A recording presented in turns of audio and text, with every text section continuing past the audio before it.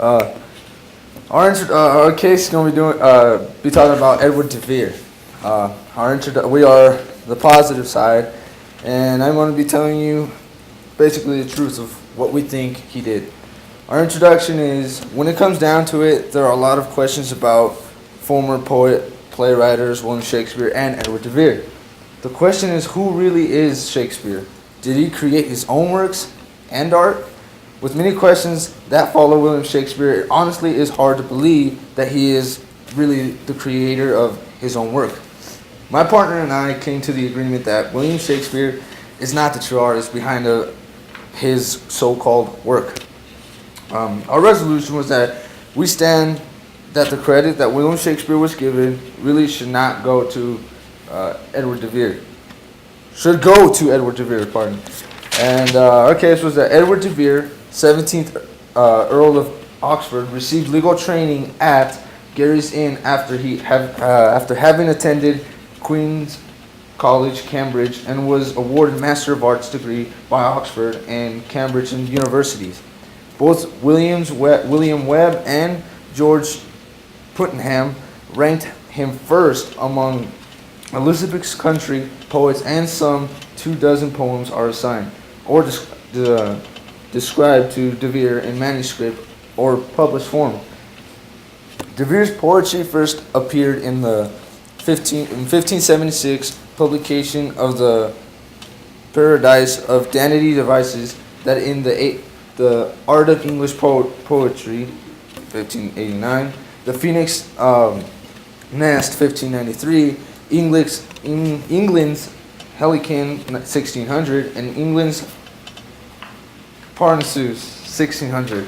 Though none of his masque and plays survived, he wrote plays of a quality to be cited by Francis Meres,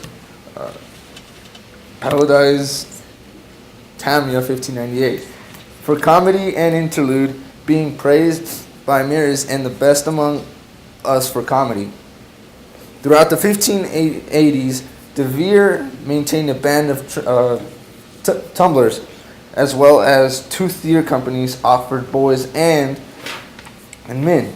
The former company played of the Blackfriars Theatre in London, the lease of which Oxford purchased and transferred to playwright and novelist John Lilly, his secretary for more than 15 years, and at Paul's Church until it was close to 1590. Now, Edward de Vere was born in April 12, 1550. He died on June 24th, 1660. He attended, like I said, Cambridge University, Queen's College State, John's College, and Cambridge University as well. Place of birth, he was born in Castle Hedingham, England, United Kingdom. He died at Hackney, England, United Kingdom, and his full name, as he goes by, is Edward de Vere, the 17th Earl of Oxford.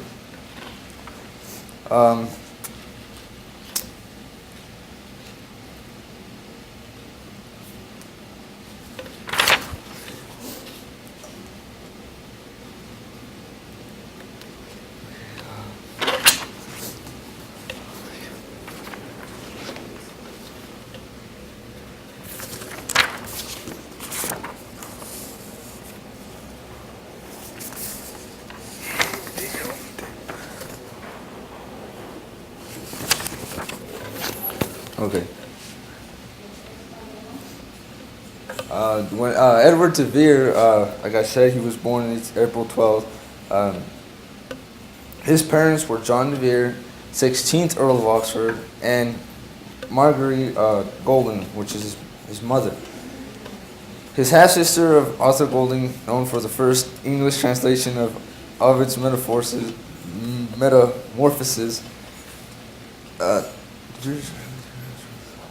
De Vere's early tutors were scholar diplomat Sir Thomas Smith and Lawrence Noel.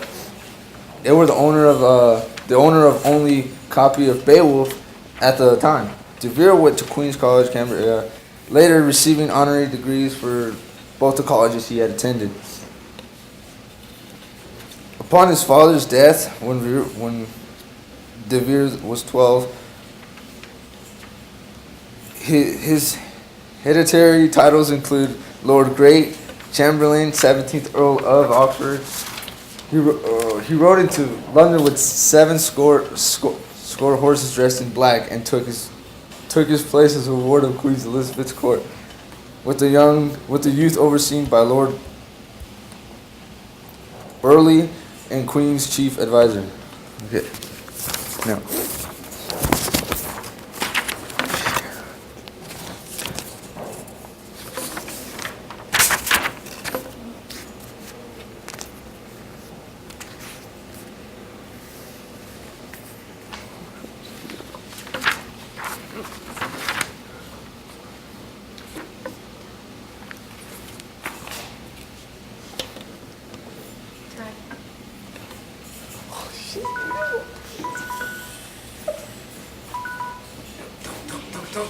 Don't. What are you doing? Don't. It's their turn. Why'd you stop it? Stop. It's still rolling. Stop. Okay, so we have to edit this out too.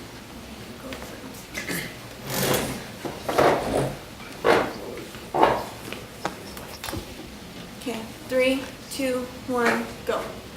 We have the negative case, a case for William Shakespeare. Our introduction is William Shakespeare is one of the greatest poets of all time. How can anyone even ruminate about him coexisting with all of the rock-solid facts? Our evidence for his existence comes from Queen Elizabeth, Shakespeare's patron, confirming she did speak with him, records that Shakespeare was an actual person, not just a made-up name, the dates from which he lived in 1564 through 1616, his family life, and lastly, that he was very much so into theater throughout his life. My partner and I believe that the true author is indeed William Shakespeare. Our resolution. Therefore, we stand resolved that the works of William Shakespeare should not be attributed to Edward de Vere. We would like to give the following definitions at this time from Webster's Dictionary and the English Dictionary. First one is lofty. It's imposing height. The next one's diocese, a district number, the patrol care of a bishop in the Christian church. And whittering, a person who converts skins into white leather. Solemnize, to mark or celebrate something officially or formally, especially with a religious ceremony. This is our case. My partner and I believe that William Shakespeare should not be confused with any other writer for the following reasons. Our first piece of evidence is that William Shakespeare was a part of the higher social class plays and was also around Queen Elizabeth. Our first evidence of this was the state papers and other authentic documents say that Shakespeare and some of his other friends played in 2 comedies before the Queen in December 15, 1904, at the Royal Palace at Greenwich.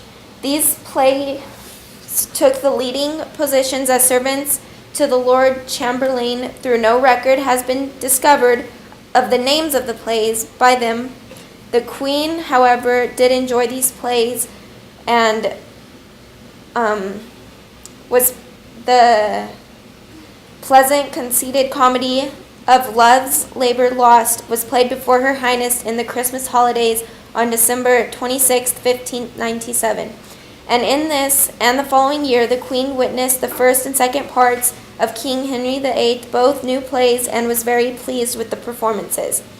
Our second point of how William Shakespeare knew Queen Elizabeth was that from the first to the last, the poet had an unwavering, lofty opinion of the Queen's supreme goodness, virtue, and purity.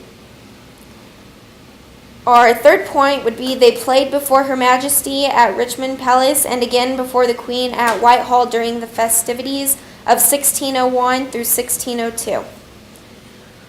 Our second case would be family records. William Shakespeare, on the one party, and Anne Hathaway of Stratford in the Diocese of Worcester, Maiden, may lawfully solemnize their matrimony together, and in the same afterwards remain and continue like man and wife according unto the laws in the behalf provided. Our second point for family records is from baptism records. We know William's father was named John Shakespeare, said to be town's official of Stratford and a local businessman who dabbled in tanning, leatherworking, and widowing. Gilbert attended school with his elder brother William. See the education of Shakespeare, as with his father's election to the position of alderman came the benefit of free education for his children. We know that during Shakespeare's childhood, most boys attended Stratford's King New Grammar School, which taught basic reading, writing, Latin, Greek mythology, Roman comedy, ancient history, rhetoric, grammar, Latin, and possibly Greek. Our third case is theater records. Our first one is Shakespeare named in his will the actors Richard Bourbon, Henry Condell, and John Hemmings. He knew these men from the plays that they performed in together. Our second one is William Shakespeare was a shareholder who owned 12.5% of the Globe Theater. Our conclusion to this will be, despite the legitimate and understandable questions that can be raised regarding gaps in our knowledge of Shakespeare the man, William Shakespeare remains the most valuable candidate as the author of his works. Therefore, we truly believe that Shakespeare is the author of the 38 plays, 154 sonnets, and 2 narrative poems. I am open for any questions and points of clarification. Any questions? Go ahead. Okay. So, as my opponents mentioned earlier, Edward de Vere, Earl of Oxford, received an art master, but so what? Anyone can receive an art master. That doesn't give proof that he actually wrote the rights of Shakespeare.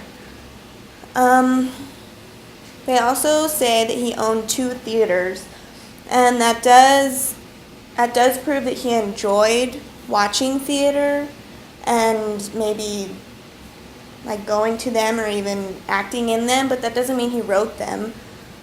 I mean, Shakespeare wrote his plays and performed them. My third point would be, De Vere died in 1604, and there's record of Shakespeare releasing other plays and dramas after that date. So if De Vere died, how could he be attributed to those final plays that Shakespeare wrote? My final point would be, there's record of Edward de Vere having an affair with a woman named Anne Vavasseur, and she was one of the Queen's ladies in waiting, and an affair obviously shows that he was not a very trustworthy man, so why would we attribute to the works of Shakespeare, who we know wrote the plays, to an untrustworthy man that has affairs on his wife? I think that concludes my rebuttal.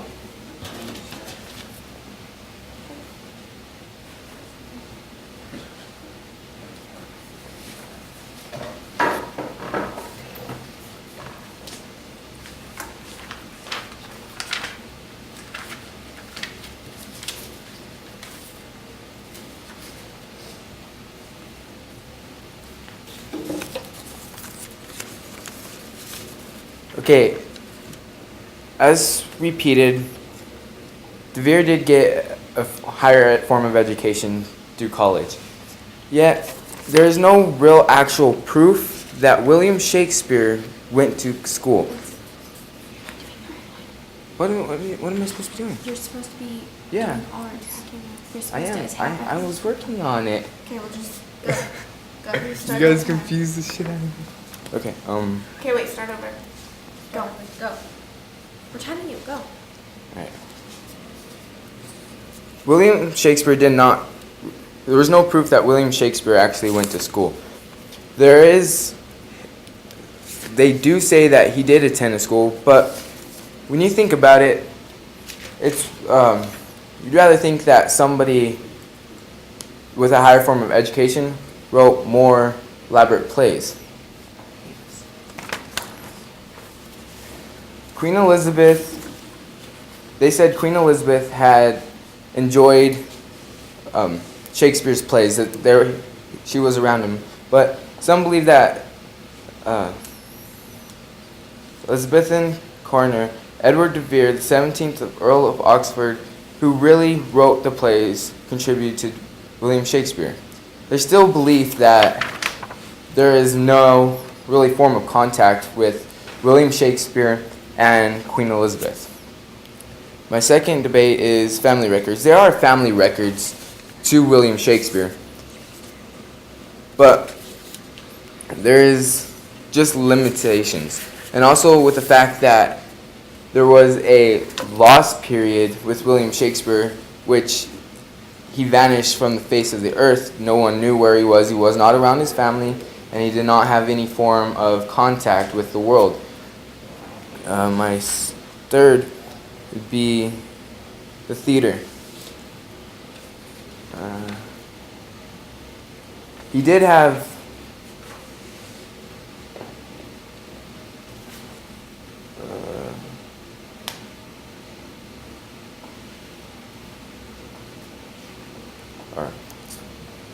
he did have problems with his theater, such as the burning of his theater, but me and my partner was looked and saw that William Shakespeare never really knew if he actually had a education, and we never really knew if he was even there to know exactly how the kings and queens work. So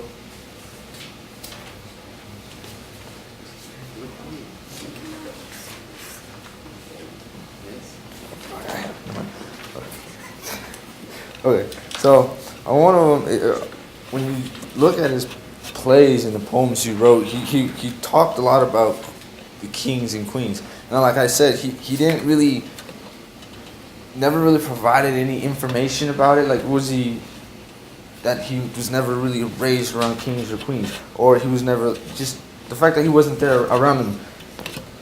So it's hard to say, really, right? Especially since, and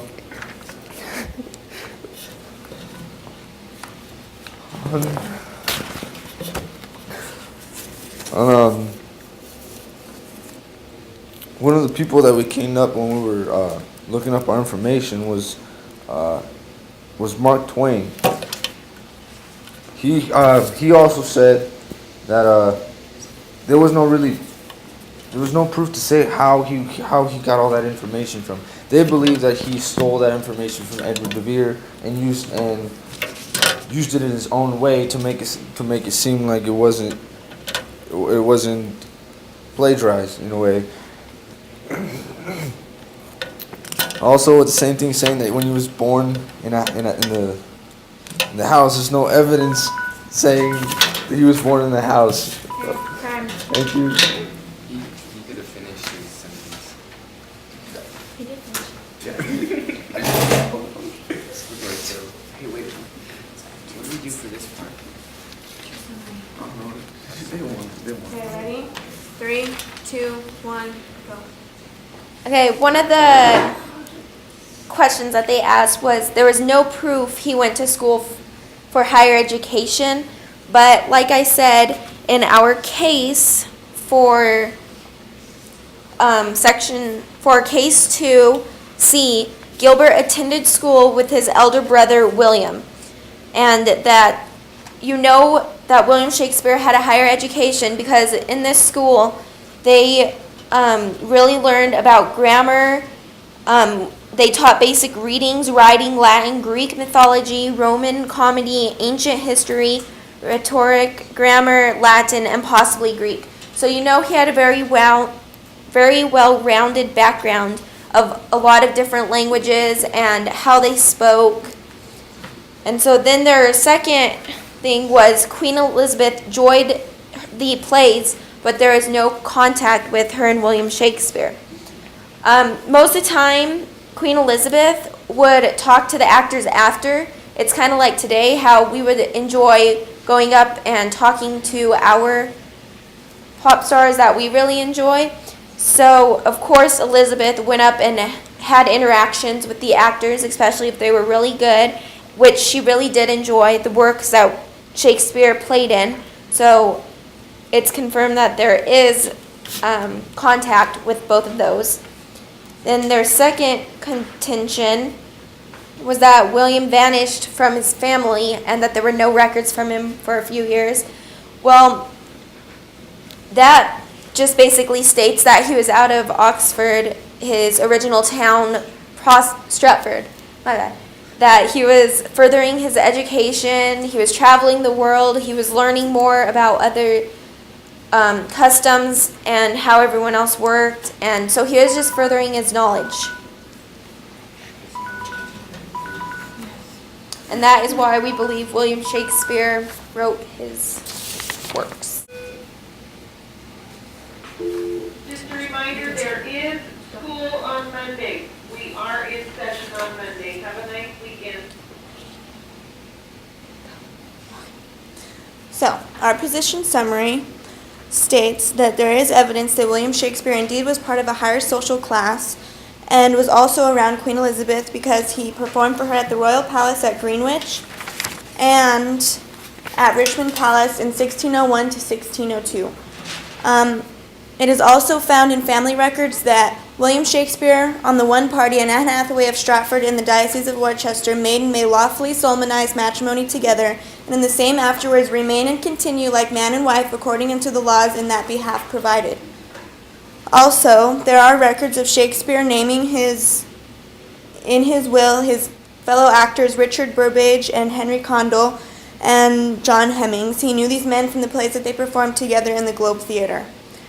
In conclusion, despite the legitimate and understandable questions that can be raised regarding gaps in our knowledge of Shakespeare the man, William Shakespeare remains the most viable candidate as the author of his works. Therefore, we truly believe that Shakespeare is the author of the 38 plays, 154 sonnets, and 2 narrative poems.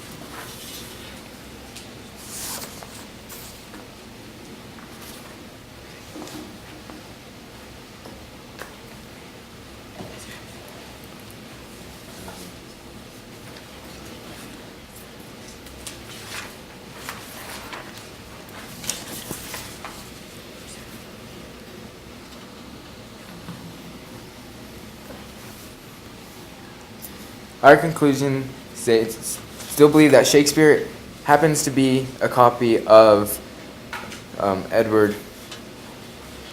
We still believe that he has received letters basically describing his life, which William Shakespeare has restated in his own words. Among the 33 workers of Earl, 6 deal with religion and philosophy, 2 of the music, and 3 with medicine. But the focus was literal for 13 of his books. In the early 1590s, he had married his second wife, Elizabeth, one of the Queen's maid of honors.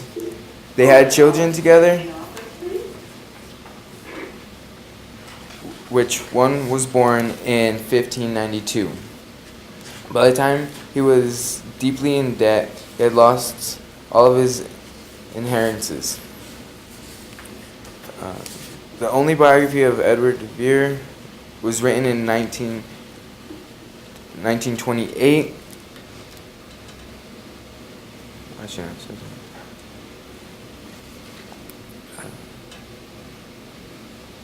At 25, he undertook a tour in France, Germany, Italy, and in 1575, he was aborted for some 16 months.